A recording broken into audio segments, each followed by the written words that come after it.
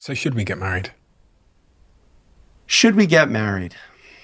I mean, from a job security place, I hope people continue to get married, because if they don't, I'll be out of a job.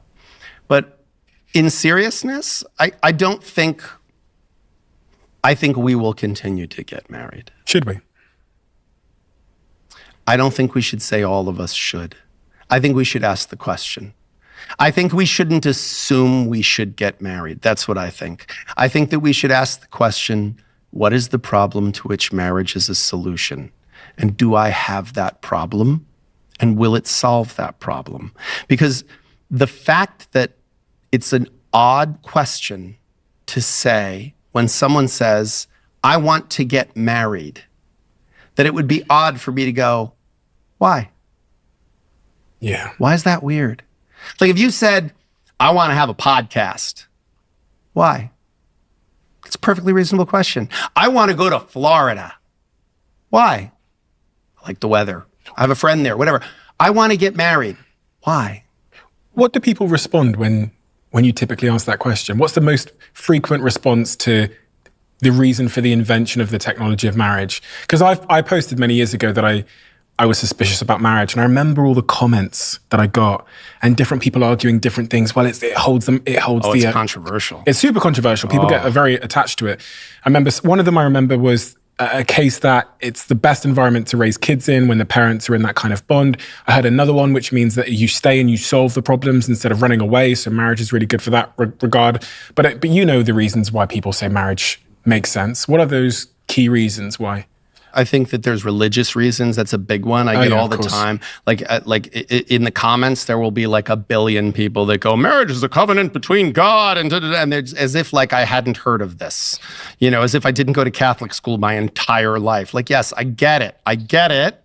That's a belief you have, and that's okay. Like my beliefs don't require that you believe them. Yours may require that I believe them, and that's okay. Like we're going to agree to disagree if your fundamental thing is that God spoke to you and told you a thing, whether it was in written form or verbally. Like I can't argue with that. You sound like you're a big fan of love and not a big fan of marriage. I'm a fan of marriage to the extent that it facilitates love, but I just don't see a nexus between those two things. I don't think these two things have that much to do with each other. And I think to the extent that they have something to do with each other, they probably could have existed without the marriage. Like I think marriage is a symbol of something, and I don't think you need the symbol to have the something. It's confusing a finger pointing at the moon with the moon. Like it's confusing the symbol. Like marriage is supposed to be, I think, a symbol, and I love it for that. I love the idea of two people who are so excited about how they make each other feel and how the effect they have on each other and the effect that the other has on them, that they want to get up in front of a bunch of people who they know and say, this is my person. I found them. And I'm going to stick with them through good and through bad. And I'm going to see their blind spots. And I'm going to not be a yes man. I'm going to tell them when they get it wrong, but with love.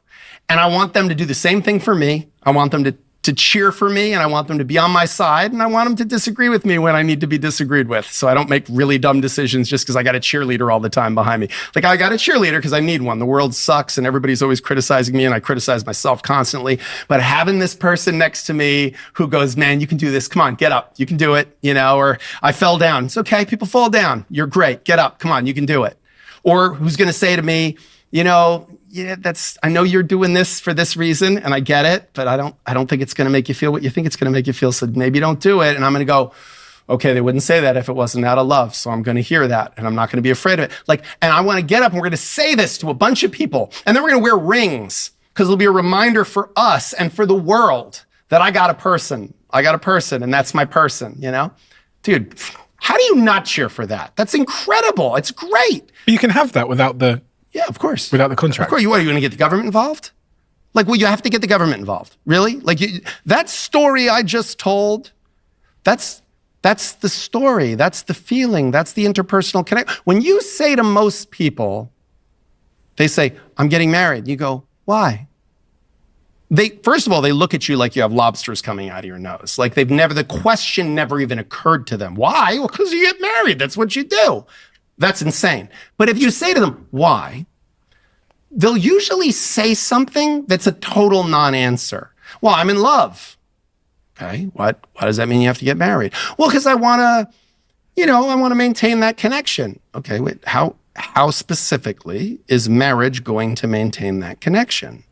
And again, if it's a public declaration, okay, I think there's value in a public declaration. If I want to, I don't smoke cigarettes, but if I was smoking cigarettes, and I want to quit smoking cigarettes, there's value in getting up and saying, hey guys, just so y'all know, I'm going to quit smoking. And if you love me, I want you to help hold me accountable. So if you see me smoking or if I ask you for a cigarette, don't give me one because I really do want to quit smoking. There's value in that. There's value in the tribe all going, all right, man. That's what you want. Let's do it. We're committed to it.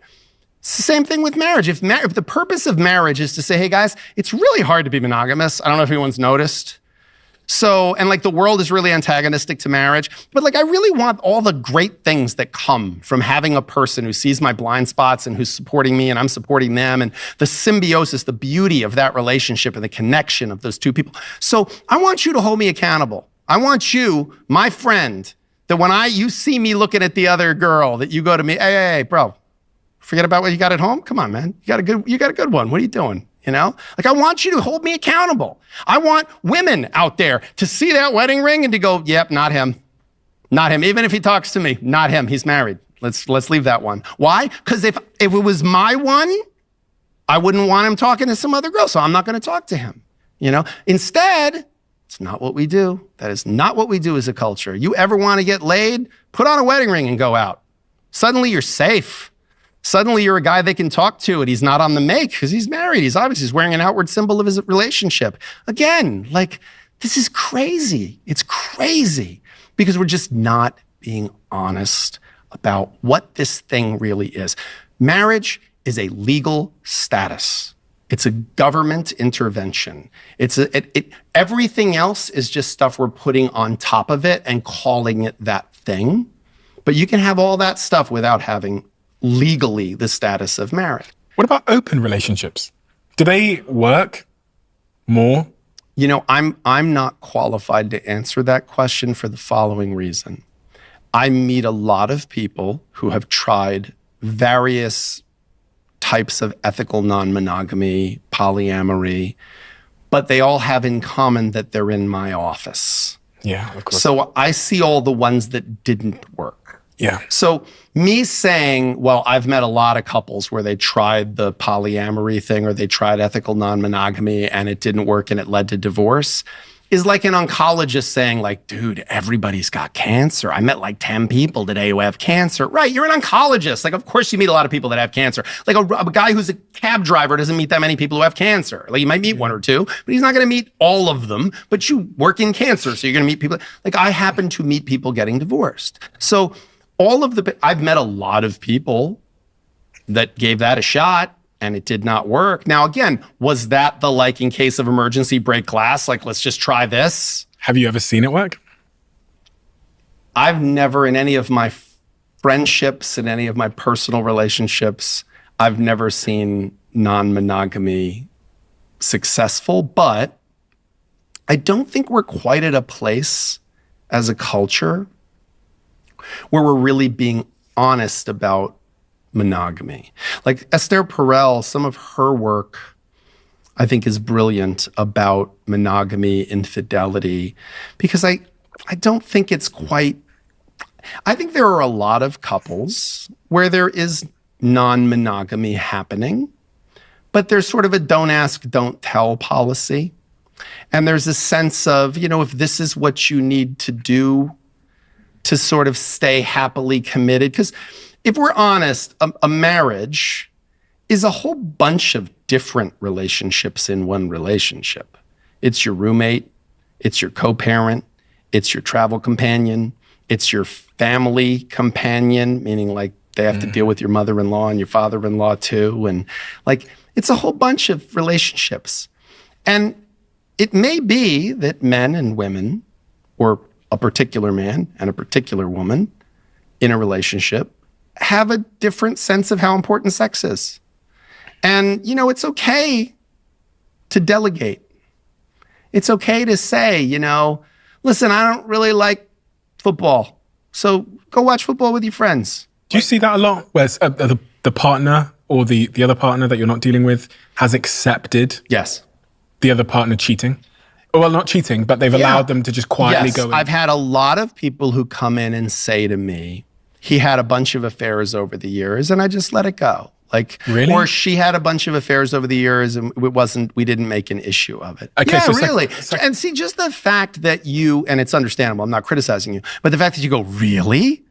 Is, okay, why would that be that shocking? Like, people cheat all the time. People step outside of their relationship all the time. People like diversity of sexual partners. Okay, so here's the question then. Have you ever seen an affair in the presence of someone being in love?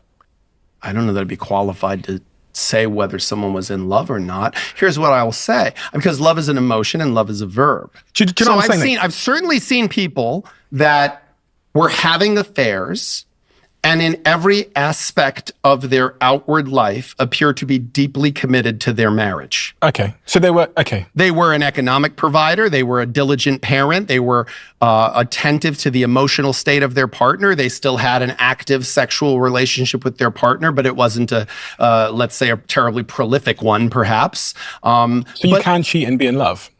Sure. I mean, listen, just the term cheat, you know, like, okay, well, then a cheat meal. Like, you can be on a healthy diet and enjoy a cheat meal, you know, and there's something great about it because it's a cheat meal. It's like a little thing you do to treat yourself. And then you go back to eating healthy and regular, right? Because there's something about the human desire for variety. There's something about passion. I mean, you know, I always say this, I'm not a religious person, but like, we're all familiar with the 10 Commandments, you know, and theoretically, if that story is true, which again, it's not provable or disprovable, but God handed down 10 rules. Like, that's a talked to humanity and said, here's 10 rules. Don't kill. Good one. Honor the Sabbath. Good one. Okay. Don't cheat on your spouse. Don't covet your neighbor's wife. It got 2. It got 2 rules. Like, he didn't say thou shalt not kill. Like, seriously, don't kill. That's right. No, but don't sleep with other people got 2 out of 10 rules from God, theoretically. Like, that's amazing. That should show you how long this has been a thing. How human of a problem or issue or compulsion this is. It's the most human thing, this desire. Like, yeah, we want to, you know, Freud, Civilization and Its Discontents. You know, all of these brilliant minds from all over the world, over the whole span of time, have struggled with monogamy, have struggled with sex, have struggled with the desire for sex. Wars are fought over sex. People rise and empires rise and fall. People rise and fall. I used to say that, like, I think 90% of what most of the men I do, they do to get laid. They do. Why work hard? So I can make money. Why? So I can get a nice car. Why? So I can attract beautiful women. Like, look at the red pill space, the manosphere, all this. Everything is about making yourself appealing to women or making yourself appealing to potential sexual partners, whether it's just one or a whole diversity of them. Okay, that's a different thing. But it's about that. It's about that.